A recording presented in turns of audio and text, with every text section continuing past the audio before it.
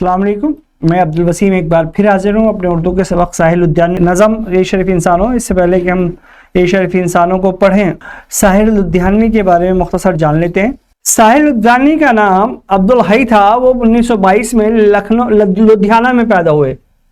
لدھیانوی تھے تو لدھیانہ میں پیدا ہوئے، اسی کے نام سے انہوں نے اپنا تخلص لکھ لیا، لدھیانوی۔ تعلیم لدھیانہ میں حاصل کی، بعد میں لاہور چلے گئے۔ ان کی ادبی زندگی کا آغاز کالج سے زمانے سے ہوا۔ ادب لطیف اور سویرا کے ایڈیٹر رہے، یہ رسالے کا نام ہے جس کے وہ ایڈیٹر رہے۔ پھر دلی سے فنکار نکالا، یہ بھی رسالہ تھا۔ کچھ مدت تک شاہکار کی ادارات کی، یہ بھی رسالہ تھا۔ ممبئی جانے کے بعد فلموں کے لیے گیت لکھنے لگے، جہاں ان کو بہت شہرت حاصل ہوئی۔ وہ اپنی نظموں اور گیتوں کی وجہ سے زیادہ مشہور ہیں۔ ساحر کے کلام کا مجموعہ تلخیاں کافی مقبول ہوا۔ اس کے علاوہ ایک مجموعہ گاتا جائے بنجارہ بھی شائع ہوا، اس کے علاوہ ایک طویل نظم پرچھائیاں کے نام سے بھی کتابی صورت میں شائع ہو چکی ہے، جو بعد میں ان کے مجموعے آؤ کے خواب بنے میں بھی شامل ہیں۔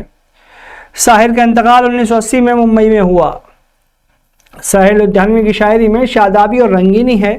ان کے نغمے احساس کی دلکشی سے بھرپور ہیں، یہی ان کی مقبولیت کا راز ہے۔ ان کا انداز جذباتی ہے اور نوجوان کو براہ راست اپیل کرتا ہے۔ انہوں نے سماجی اور سیاسی مسائل پر بڑے دلکش انداز میں لکھا۔ وہ جوانی کے تجربات کو فطری انداز اور سلیقے سے پیش کرتے ہیں۔ اصل میں یہ نظم انہوں نے لکھی ہے جنگ کے اوپر۔ اب جنگ کسی بھی طریقے کی ہو، وہ ہر طریقے سے صحیح نہیں ہوتی، کسی بھی طریقے سے صحیح نہیں ہوتی۔ جنگ سے بہت بہتر ہوتا ہے صلح اور امن اور آشتی کا زمانہ۔ آپ یہ دیکھیے، یہ نظم جو لکھی جنگ کے اثرات، تباہ کن اثرات پر لکھی، اور یہ بتایا کہ جیتنے والا چاہے جیت جائے اور ہارنے والا چاہے ہار جائے، لیکن اصل میں کل ملا کر اگر نقصان کسی چیز کا ہوتا ہے تو انسانیت کا ہوتا ہے۔ وہی چیز انہوں نے اپنی نظم میں لکھی ہے، پیش کی ہے۔ خون اپنا ہو یا پرایا ہو، نسل آدم کا خون ہے آخر۔ جنگ مشرق میں ہو کہ مغرب میں، امن عالم کا خون ہے آخر۔ بم گھروں پر گریں کہ سرحد پر، روح تعمیر زخم کھاتی ہے۔ کھیت اپنے جلیں کے اوروں کے، زیست فاقوں سے تل ملاتی ہے۔ ٹینک آگے بڑھیں کہ پیچھے ہٹیں، کوک دھرتی کی بانجھ ہوتی ہے۔ فتح کا جشن ہو کہ ہار کا سوگ، زندگی میتوں پر روتی ہے۔ جنگ تو خود ہی ایک مسئلہ ہے، جنگ کیا مسئلوں کا حل دے گی۔ آگ اور خون آج بخشے گی، بھوک اور احتیاج کل دے گی۔ اس لیے اے شریف انسانوں، جنگ ٹلتی رہے تو بہتر ہے۔ آپ اور ہم سبھی کے آنگن میں شمع جلتی رہے تو بہتر ہے۔ یہ شمع جو ہے وہ زندگی کی علامت ہے۔ تشریح متن، شاعر نے جنگ کے نقصانات کو بہت خوبصورتی کے ساتھ پیش کیا۔ شاعر کہتا ہے کہ جب جنگ ہوتی ہے تو قتل و خون ہوتا ہے اور کسی انسان کا خون بہتا ہے۔ آدمیوں کو قتل کیا جاتا ہے۔ جنگ میں مرنے والوں کو کسی خاص ملک کا باشندہ کہہ سکتے ہیں۔ جس ملک میں جنگ نہیں ہو رہی ہوتی، وہاں کے باشندے خود یہ کہہ کر اطمینان دلا سکتے ہیں کہ ہمارے ملک کا آدمی نہیں مرا، مگر جو بھی مرا وہ آدم کی اولاد ہے۔ بالکل صحیح ہے، بالکل فیکٹ ہے، سچائی ہے۔ اور تمام دنیا نسل آدم ہے، تو خون چاہے کسی کا بھی بہے، ہم سب کا نقصان ہے۔ اور جو چیز ہم بنا نہیں سکتے، کریٹ نہیں کر سکتے، پیدا نہیں کر سکتے، تو ہمیں اسے تباہ اور برباد اور ختم بھی نہیں کرنا چاہیے۔ جنگ چاہے مشرق ممالک میں ہو یا مغربی ممالک میں، مگر اسی دنیا میں جنگ ہو رہی ہے، اور ہم جس دنیا میں سانس لیتے ہیں اس کا امن و سکون و غارت ہو رہا ہے۔ اسی لیے جنگ کو روکنے کی ہر ممکن کوشش ہونی چاہیے۔ جنگ کے دوران بم کبھی عام انسانوں کے گھر پر بھی ڈال دیے جاتے ہیں، کبھی سرحدوں پر بھی لڑائی ہوتی ہے۔ ایکچولی شک کی بنیاد میں، دراصل شک کی بنیاد پر بمباری کی جاتی ہے۔ بہت ریئر آف ریئر ایسا ہوتا ہے جو بالکل سٹیک نشانے پہ بم ڈالا جائے یا فوجوں کے بم پھینکا جائے۔ یہاں ذرا سا بھی شک ہوتا ہے تو شک کی بنیاد پر کبھی بھی عوام کے گھروں پہ بھی بم داغ دیے جاتے ہیں، کبھی کبھی ہسپتالوں کو بھی اس سلسلے میں نشانہ بنایا جاتا ہے، کبھی کالجز میں بنایا جاتا ہے۔ آپ روس اور یوکرین کی جنگ میں دیکھ رہے ہیں کہ تمام چیزیں جو اس نظم میں لکھی ہیں، آ رہی ہیں آپ کے سامنے، وہ تمام آپ کی آنکھوں کے سامنے دہرائی جا چکی ہیں، لکھے ٹی وی کے ذریعے، انٹرنیٹ کے ذریعے، سوشل میڈیا کے ذریعے آپ نے ان سب کو اپنی آنکھوں سے دیکھ لیا ہے۔ اسی لیے جنگ کو روکنے کی ہر ممکن کوشش ہونی چاہیے۔ جنگ کے دوران بم کبھی عام انسانوں کے گھر پر بھی ڈال دیے جاتے ہیں، کبھی سرحدوں پر لڑائی ہوتی ہے تو بم وہاں تک محدود ہوتے ہیں، بم خواہ گھروں پر گریں یا سرحد پر، مگر اس کے نقصان اس قدر ہوتے ہیں کہ جو تعمیر اور ترقی کے کام انسان نے برسوں میں کیے وہ پل میں نیست و نابود ہو جاتے ہیں۔ ظاہری بات ہے کسی بلڈنگ پہ گرے، ایک بلڈنگ کو بنانے میں ایک دن تو لگتا نہیں، ایک منٹ تو نہیں لگتا, ایک ہفتہ تو نہیں لگتا, مہینوں لگ جاتے ہیں اور کبھی کبھی سالوں بیت جاتے ہیں. اور ایک بم, ایک گولہ آپ کی برسوں کی محنت کو سب بالکل بیکار اور ناکارہ کر دیتا ہے, خراب کر دیتا ہے, ختم کر دیتا ہے. یہ نظم سالم ممتنع کی خوبصورت مثال, آسان الفاظ کا استعمال کر کے ایک عظیم پیغام کو عام کیا گیا. ساحر لدھیانوی کا انداز سادہ, سہل اور اچھوتا ہے. ان کے یہاں ایک خاص قسم کی پاکیزگی, احساس کی تازگی اور تہذیب کی شائستگی ملتی ہے. ان کے اشعار میں جہاں انسانی فکر کی بلندی نظر آتی ہے, وہیں سیاسی اشارے, انقلابی آہنگ اور سماجی نظریات پائے جاتے ہیں.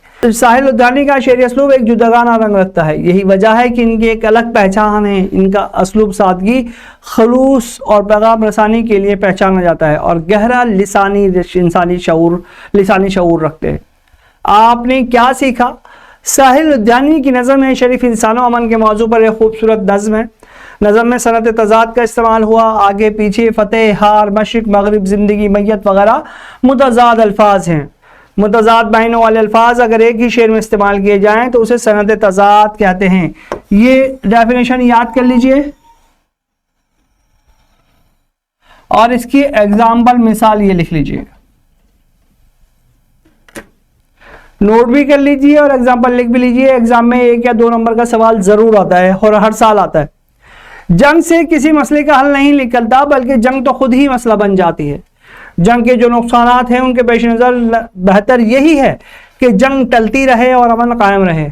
مزید متعلق کی کتابیں ساحر لدھیانوی کی مزید نظمیں تلاش کیجیے اور پڑھیے. اگر آپ کی لائبریری میں مل جائیں تو پڑھیے, نہیں تو ایگزام کے نقطہ نظر سے اپنے آپ میں کافی ہے. امن کے موضوع اور نظمیں پڑھیے. اختتامی سوالات, دنیا میں امن کی ضرورت کیوں ہے؟ اظہار خیال کیجیے. ظاہری بات ہے دنیا میں امن کی ضرورت کس لیے ہے؟ دنیا میں امن کی ضرورت صرف اس لیے ہے کہ جب تک امن رہے گا, جب تک دنیا ترقی کرتی رہے گی, دنیا کا کام اپنے حساب سے رسموت ہوئے میں چلتا رہے گا.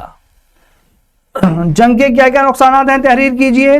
روح تعمیر ضعف کھاتی ہے, زندگی لاشوں کا قبرستان بن جاتی ہے, اس کے علاوہ خون کی ندیاں بہہ جاتی ہیں, ہے نا, اور بہت ساری چیزیں جو آپ اس میں جنگ کے تباہ کن اثرات ہیں وہ لکھ سکتے ہیں. آگ اور خون آج بخشے گی, بھوک اور احتیاج کر دے گی. اس شعر میں کیا کہنا چاہتا ہے؟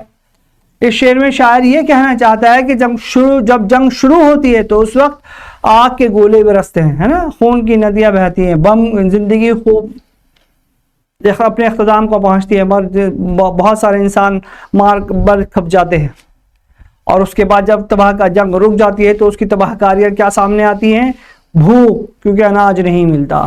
مختلف قسم کی دنیا کی ضرورت اور زندگی کی ضرورت سامنے منہ پھاڑے کھڑی نظر آتی ہیں.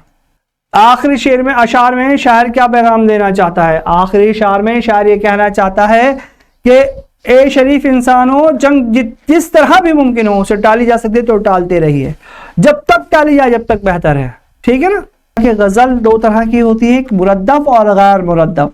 ایسی غزل جس میں ردیف کی پابندی کی جائے اور اسے مردف غزل کہتے ہیں, اور جس میں ردیف اور قافیے کی پابندی نہ کی جائے اسے غیر مردف غزل کہتے ہیں.